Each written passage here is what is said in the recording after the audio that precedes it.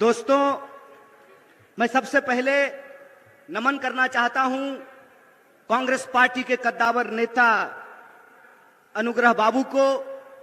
मैं नमन करना चाहता हूं औरंगाबाद की इस पावन भूमि को। और आप लोगों से सबसे पहले मैं ये साझा करना चाहता हूं, सामने पीछे जो वो सीमेंट वाला मंच दिख रहा है ना, सबसे पहली बार इस गांधी मैदान में हम उसी मंच पर आए थे जब पूरे बिहार के सूबे बिहार में 38 जिले में जनगण मन यात्रा लेकर के हम चल रहे थे। और उस जनगण मन यात्रा की यही मांग थी कि हम बिहार को फिर से अव्वल राज्य बनाना चाहते हैं। बिहार की जो गरिमा है उस गरिमा को वापस लाना चाहते हैं और बिहार की जो संस्थाएं हैं, बिहार के जो विश्वविद्यालय हैं, उनका मान सम्मान वापस दिलाना चाहते हैं। मैं आप सब लोगों को याद दिलाना चाहता हूं कि जो पटना यूनिवर्सिटी है उसको ईस्ट का ऑक्सफोर्ड कहा जाता था और दुनिया के महान वैज्ञानिक, कलाकार, साहित्यकार, इतिहासकार, तमाम तरह की विभूति पटना विश्वविद्यालय से निकले। मेरी भी पढ़ाई लिखाई मगध यूनिवर्सिटी से हुई है और मगध क्षेत्र के एक बड़े मशहूर मगही कवि हुए जिनका नाम था मथुरा प्रसाद नवीन। और मथुरा प्रसाद नवीन कहते थे, भूख से तरफ के मरवा काहे, मरने होते लड़के मर जा। जुल्मी बढ़ला तहू बढ़ी जा, भूख से तरफ के मरवा काहे, मरने हो तो लड़के मर जा। मैं समझता हूं कि बिहार की एक एक आवाम को यह बात याद करने की जरूरत है कि हमारा गौरवशाली इतिहास क्या रहा है, हमारी ऐतिहासिक परंपरा क्या रही है। यह बात मैं इसलिए कह रहा हूं कि भारत जोड़ो न्याय यात्रा के क्रम में जब हमारी यात्रा मणिपुर से चल करके विभिन्न राज्यों से होते हुए 33वें दिन एक बार फिर से जब औरंगाबाद की महान भूमि पर पहुंची है तो मैं एक दर्द आप तमाम लोगों से साझा करना चाहता हूं। कहते हैं ना कि दुनिया के किसी इलाके में चले जाइए, कोई पद ले लीजिए, कोई पोस्ट ले लीजिए, लेकिन एक बिहारी अगर जन्मता बिहारी है तो मरते दम तक बिहारी रहता है, उसकी पहचान बिहारी रहती है। और हम जहां भी जाते हैं हर जगह लोग ये सवाल पूछते हैं कि अच्छा कन्हैया ये बताओ कि बिहार में क्या हो गया। और उस वक्त मैं बड़े अफसोस के साथ आप लोगों से यह दर्द साझा कर रहा हूं कि मेरे आंखों में पानी आता है और पहली बार जिंदगी में आंख शर्म से नीचे झुक जाता है, क्योंकि बिहार में पटना में जो बैठे हुए राजनेता हैं उनको नहीं मालूम है कि अपनी राजनीतिक अवसरवादिता के चलते बिहार की भूमि का पूरी दुनिया में ये लोग अपमान कर रहे हैं। ये भूल गए हैं कि बिहार कौन सी धरती है और बिहार ने किस तरीके से दुनिया को सत्य और अहिंसा का पाठ पढ़ाया है। बिहार सिर्फ सत्य और अहिंसा की भूमि नहीं है, बिहार मोक्ष की भी भूमि है और पूरी दुनिया के हिंदू मोक्ष लेने के लिए, मुक्ति लेने के लिए बोधगया में पिंडदान करने के लिए आते हैं।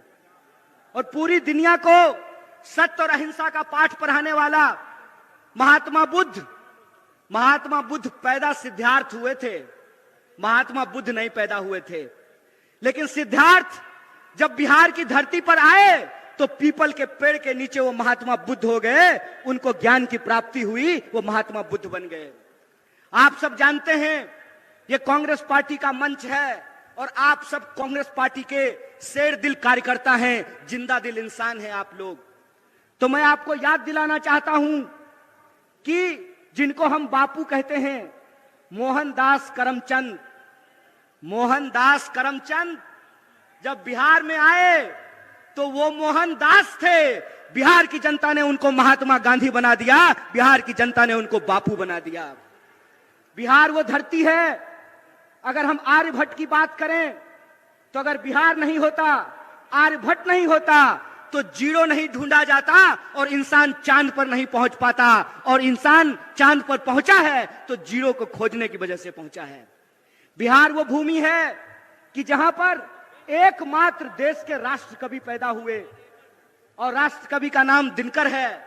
और दिनकर कहते हैं, शांति नहीं तब तक जब तक सुख भाग न नर का सम होगा, नहीं किसी को बहुत अधिक और नहीं किसी को कम होगा। ये दिनकर लिखते हैं। ये बिहार की जो ऐतिहासिक परंपरा है, ये बिहार की जो गौरवशाली परंपरा है, उस बिहार की गौरवशाली परंपरा को धूमिल करने का काम किया है भाजपा ने। बिहार की गौरवशाली परंपरा को पलटू राम बनाने का काम किया है भाजपा ने। इसीलिए मैं आप तमाम लोगों से एक अपील करना चाहता हूं, सवाल चुनाव जीतने का नहीं है, सवाल किसी को मुख्यमंत्री और प्रधानमंत्री बनाने का नहीं है। सवाल यह है कि बिहार में रहने वाले जो 14 करोड़ लोग हैं, चाहे वो किसी भी जाति के हों, चाहे वो टीका लगाने वाले हों या टोपी पहनने वाले हों, किसी भी धर्म के हों, किसी भी संप्रदाय के हों, किसी भी बोली को बोलने वाले हों, चाहे वो मगही बोलते हो, भोजपुरी बोलते हो, मैथिली बोलते हो, अंगिका बोलते हो, कोई भी भाषा बोलते हो, बिहार के जो 14 करोड़ लोग हैं उनके आत्मसम्मान का सवाल है। फुटबॉल है जी, हैं? वोट ले लीजिएगा और जब मन करेगा तब लतिया दीजिएगा, हैं? ये जो बिहार के लोग हैं, बिहार के लोगों को ये सोचना पड़ेगा। महज अपनी कुर्सी के लिए, महज अपनी राजनीति के लिए, महज अपने चुनावी गुणागणित के लिए बिहार के भविष्य को अंधकार में धकेला जा रहा है। इसीलिए मैं बिहार के नौजवानों से खास करके ये अपील करना चाहता हूं, दोस्त एक बात याद रखिएगा, ये लड़ाई किसी पार्टी को सत्ता में लाने की नहीं है। ये लड़ाई इस बात की है कि अगर हम इस देश के नागरिक हैं तो हमारा हक इस देश के दूसरे नागरिकों के बराबर है कि नहीं है। लड़ाई इस बात का है कि अगर इस देश में गृह मंत्री का बेटा कौन है, बोलिए ना जी, आपको ईडी से थोड़ी डर लगता है। अरे आप लोग तो ईमानदार लोग हैं। आपके घर पे अगर इनकम टैक्स वाला आ जाएगा तो उल्टे उसको चाय पिला करके जाना पड़ेगा। आपको घबराने की जरूरत नहीं है। डरे वो, घबराए वो जो बेईमानी किए हो, जो ईमान से जीते हैं, उनको डरने और घबराने की जरूरत नहीं है। तो मेरा सवाल यह है कि इस देश में अगर गृह मंत्री का बेटा बीसीसीआई का सेक्रेटरी बन सकता है, इस देश में अगर एमपी लोग 5 साल के लिए बन सकते हैं, एमएलए 5 साल के लिए बन सकते हैं, नीतीश कुमार जी 5 साल में 3 बार मुख्यमंत्री बन सकते हैं, तो हमको भी नौकरी देनी पड़ेगी। बोलिए गलत बोल रहे हैं कि सही बोल रहे हैं? सही बोल रहे हैं ना?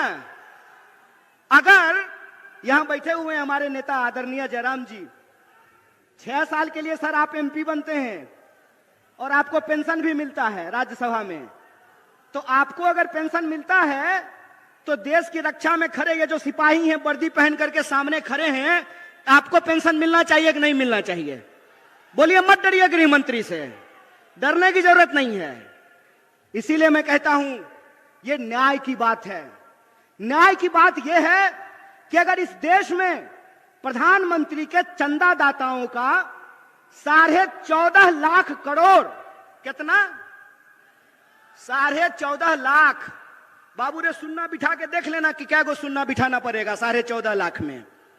14.5 लाख करोड़ अगर प्रधानमंत्री के दोस्तों का कर्जा माफ किया जा सकता है, तो बिहार के भीतर भी मखाना उगाने वाले, मक्का उगाने वाले, धान उगाने वाले, गेहूं उगाने वाले और सब्जी उगाने वाले किसानों का कर्जा माफ करना पड़ेगा। बोलिए गलत बोल रहे हैं कि सही बोल रहे हैं? कॉर्पोरेट का कर्जा माफ कीजिएगा और किसान का कर्जा माफ नहीं कीजिएगा। बीसीसीआई का सेक्रेटरी बनेगा गृह मंत्री का बेटा और हमको जो है ठेके का नौकरी दीजिएगा। मंत्री बनेंगे 5 साल के लिए, प्रधानमंत्री बनेंगे 5 साल के लिए, और अग्निवीर योजना के तहत हमको 4 साल का नौकरी दीजिएगा। 4 साल का नौकरी दीजिएगा और उसमें देश की सेवा करते हुए अगर हमारी शहादत होती है, हमारी जान जाती है, तो हमको शहीद का दर्जा नहीं दीजिएगा। हमारे घर से लोग फौज की नौकरी करते हैं, बेल्ट की नौकरी करते हैं, हमारे घर से लोग शिक्षक की नौकरी करते हैं, पुलिस की नौकरी करते हैं, खेती करते हैं, मजदूरी करते हैं। इसीलिए हम मंच पे खड़ा होकर के राजनीति नहीं करते हैं, न्याय और हक की लड़ाई लड़ते हैं। ये बात याद रखिएगा। और उसी न्याय की, हक की लड़ाई में मैं बिहार के नौजवानों से एक अपील करना चाहता हूं। दोस्त, घबरा करके आत्महत्या करने की जरूरत नहीं है। हम वो धरती हैं जहां चंद्रगुप्त पैदा हुए थे और मौर्य साम्राज्य ने सिकंदर तक को चुनौती दिया था। हम वो धरती हैं जहां हम सत्य और अहिंसा का पाठ भी पढ़ाते हैं। तो हमारे यहां दशरथ मांझी भी पैदा हुए कि एक छेनी हथौड़ी से पहाड़ काट करके रास्ता बना दिया था। हम उस बिहार के लोग हैं। इसीलिए मैं अपने बिहार के आदरणीय निवासियों से, नागरिकों से एक अपील करना चाहता हूं।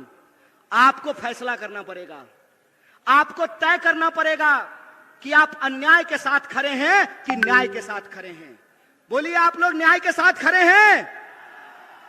इतनी जोर से आवाज लगाइए कि सत्ता को घबराहट होने लगे, उनको यह एहसास हो जाए कि बिहार एक बार फिर से इस देश में क्रांति के लिए, बदलाव के लिए तैयार है।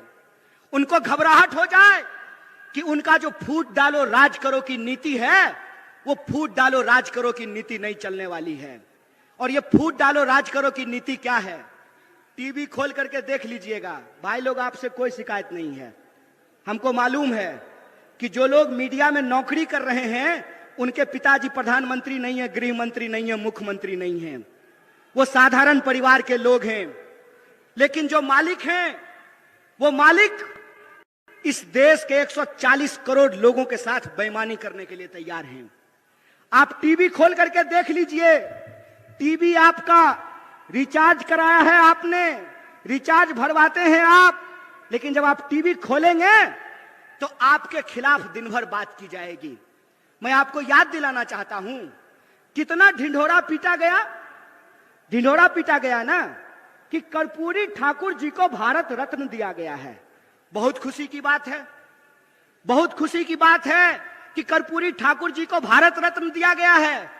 लेकिन कर्पूरी ठाकुर जिस समाज के लिए लड़ते थे, जिस समाज के हक और अधिकार के लिए लड़ते थे, उनके बच्चों के भविष्य के साथ खेला जा रहा है। उनकी नौकरियां समाप्त की जा रही है, उनकी नौकरियां छीनी जा रही है। किसानों को उनके फसल का दाम नहीं दिया जा रहा है, मजदूरों को मजदूरी नहीं दी जा रही है, महिलाओं के साथ अत्याचार किया जा रहा है।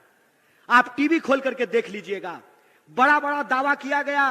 क्या कहा गया कि चौधरी चरण सिंह जी को भारत रत्न दिया जा रहा है, डॉक्टर स्वामीनाथन को भारत रत्न दिया जा रहा है। बहुत खुशी की बात है, बहुत आनंद की बात है कि इनको भारत रत्न दिया गया है। लेकिन मैं सवाल पूछता हूं कि एक तरफ डॉक्टर स्वामीनाथन को भारत रत्न देते हैं और दूसरी तरफ इस देश के किसानों के ऊपर डंडे चलाते हैं, गोलियां चलाते हैं, आंसू गैस के गोले छोड़ते हैं। बोलिए, बेईमानी है कि नहीं है? भारत रत्न दे रहे हैं और किसान कह रहे हैं कि हमको हमारे फसल के दाम की गारंटी करो, तो किसान को उनके फसल की गारंटी नहीं मिल रही है। मोदी जी कहते हैं मोदी जी की गारंटी है। महाराज, भाजपा की गारंटी होती तो 1 मिनट के लिए मान भी लेते। मोदी जी की गारंटी है तो बिल्कुल भरोसा मत कीजिए। अगर विश्वास नहीं होता है तो यशोदा जी से जाकर के पूछ लीजिए। गारंटी लिए थे ना जी। अच्छा, यहां पे भी बहुत सारे लोग बैठे हुए हैं। ब्याह शादी हुआ होगा, हमारा तो नहीं हुआ है। तो हिंदू रीति रिवाज से अग्नि को साक्षी मान करके 7 फेरा ले करके, हिंदू रीति रिवाज से अग्नि को साक्षी मान करके 7 फेरा ले करके 7 जन्म का वादा निभाने का गारंटी लिए थे ना मोदी जी? किए पूरा? किए पूरा? भाग गए ना छोड़ के? कोई गारंटी नहीं है इस आदमी का। इस आदमी का एक ही गारंटी है कि इस देश की इस धन संपदा को लूट करके अपने दोस्त के खजाने में पहुंचा देंगे। एक ही गारंटी है कि रेलवे बेच देंगे, एयरपोर्ट बेच देंगे, पोर्ट बेच देंगे, सड़क बेच देंगे, नदी बेच देंगे, खदान बेच देंगे, और इस देश के जो आम लोग हैं वो नौकरियों के लिए दर दर तड़पेंगे, दर दर भटकेंगे। और जो भी गारंटी इन्होंने कहा था, मैं आपसे पूछता हूं कि कौन सी गारंटी पूरी हुई है? बोलिए। 15 लाख आपके खाते में आया? 15 लाख खाते में आया? 2 करोड़ नौकरी मिली? महंगाई कम हुआ? काला धन आया? तो कौन सा गारंटी पूरा हुआ है जी? कौन सा गारंटी पूरा हुआ है? मंदिर बनाने का? एक बात बताइए, मंदिर की बात चली है तो मैं भी एक बात कहना चाहता हूं। मेरा जन्म मिथिला की पावन भूमि पर हुआ है, और मिथिला के लोग यह बात जानते हैं कि मिथिला की धरती माता जानकी की धरती है। माता जानकी, जिनके बारे में हम लोग कभी भी भगवान प्रभु श्री राम का नाम अकेले नहीं लेते हैं। जब भी बोलते हैं तो क्या बोलते हैं? बोलते हैं सियापति रामचंद्र की जय। बोलिए, बोलते हैं कि नहीं बोलते हैं? देखे हैं राम जी के साथ फोटो सीता जी का? एक फोटो बता दीजिए, एक भी फोटो देखे हैं सीता जी का राम जी के साथ? पहले हमारे घर में दादी जब कैलेंडर लगाती थी तो उसमें फोटो होता था भगवान प्रभु श्री राम का, सीता जी का, लक्ष्मण जी का और हनुमान जी का। होता था कि नहीं होता था? हनुमान जी, सीता जी, लक्ष्मण जी कोई फोटो में नहीं दिख रहे हैं। मतलब यही होता है कि जिनको धर्म का मतलब नहीं मालूम होता है ना, तो जब वो धर्म का पाखंड करते हैं तो उनसे गलती हो ही जाती है। क्योंकि धर्म का मतलब होता है धारण करना। धर्म बना है संस्कृत के धृत धातु से, जिसका अर्थ होता है धारण करना। अगर आप धार्मिक हैं तो आपके अंग अंग से धर्म फूटता है। और मैं रामचरितमानस को कोट करना चाहता हूं। रामचरितमानस में तुलसीदास जी ने क्या लिखा है? गोस्वामी तुलसीदास ने लिखा है, रावण रथी विरथी रघुवीरा। मतलब रावण रथ पर सवार है और भगवान प्रभु श्री राम पैदल चल करके आ रहे हैं। बताइए आज की तारीख में रथ पर कौन सवार था? कौन सवार था रथ पर? रथ पर सवार थे अधर्मी लोग, रथ पे सवार थे अन्यायी लोग, रथ पे सवार थे इस समाज को बांटने वाले लोग, रथ पर सवार थे इस समाज में नफरत फैलाने वाले लोग। इसीलिए बिहार के वासियों से कहना चाहता हूं, ए मेरे दोस्त, बिहार का धर्म है, बिहारी होने का धर्म है अपने हक और अधिकार के लिए संघर्ष करना। बिहारी होने का धर्म है कि 1942 में जब भारत छोड़ो आंदोलन हो रहा था तो बिहार का चप्पा चप्पा ब्रिटिश साम्राज्य के खिलाफ लड़ रहा था। इसीलिए मैं बिहार के आम आवाम से अपील करना चाहता हूं कि अगर इस देश में आप बदलाव चाहते हैं कि नहीं चाहते हैं? आप चाहते हैं कि महंगाई कम हो? आप चाहते हैं कि बेकारी कम हो?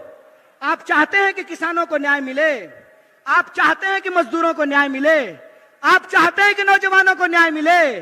अगर चाहते हैं तो मैं आपको याद दिलाना चाहता हूं कि जब जब बदलाव देश में हुआ है उसकी पहल बिहार से हुई है। इस बात को याद रखिएगा। बिहार अगर करवट लेता है तो इस देश में परिवर्तन होता है। इस बात को याद रखिएगा। इसीलिए मैं आप तमाम बिहार वासियों से अपील करना चाहता हूं कि यह जो भारत जोड़ो न्याय यात्रा है, ये हमारे और आपके न्याय की बात है। यह जो भारत जोड़ो न्याय यात्रा है, उस न्याय यात्रा में हम 5 तरह का न्याय चाहते हैं। कितने तरह का? हाथ उठा करके बताइए। हम 5 तरह का न्याय चाहते हैं। हम चाहते हैं कि इस देश में युवाओं को न्याय मिले, इसीलिए हमारा पहला न्याय है युवा न्याय। हम चाहते हैं कि इस देश में सभी समुदाय के लोगों को, सभी जाति के लोगों को, चाहे वो गरीब जनरल हो, चाहे वो पिछड़ा हो, अति पिछड़ा हो, दलित हो, महादलित हो, अल्पसंख्यक हो, अकलियत समाज के हो, महिला हो, पुरुष हो, हम सबकी भागीदारी सुनिश्चित करना चाहते हैं। तो दूसरा न्याय है हमारा भागीदारी का न्याय, हिस्सेदारी का न्याय। और तीसरा न्याय है मजदूरों को न्याय। चौथा न्याय है हमारा नारी को न्याय। और 5वां न्याय है हमारा किसानों को न्याय। उन किसानों को न्याय दिलाना जो एमएसपी का हक मांग रहे हैं। और मैं आपको याद दिला दूं, भारतीय राष्ट्रीय कांग्रेस के माननीय अध्यक्ष श्री मल्लिकार्जुन खड़गे जी और हमारे नेता राहुल गांधी जी ने कहा है कि अगर इंडिया गठबंधन की सरकार बनेगी तो हम सबसे पहला काम यह करेंगे कि किसानों को एमएसपी की गारंटी देंगे, एमएसपी को कानूनी दर्जा दिया जाएगा। इसकी घोषणा कांग्रेस पार्टी ने की है। तो 5 तरह के न्याय देने से इस देश को शक्ति मिलेगी।